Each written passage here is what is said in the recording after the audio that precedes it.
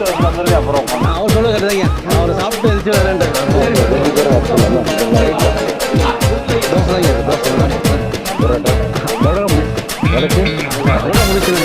அவங்களை ஃபஸ்ட்டு கொடுங்க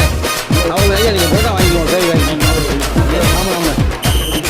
ஐயா உங்களுக்காக தான் பார்த்து ஏன்னா உங்களுக்காக தான் பார்த்து கேட்டு பண்ணி போட்டா கொடுத்துருங்க வாங்கி கேட்டு வாங்கி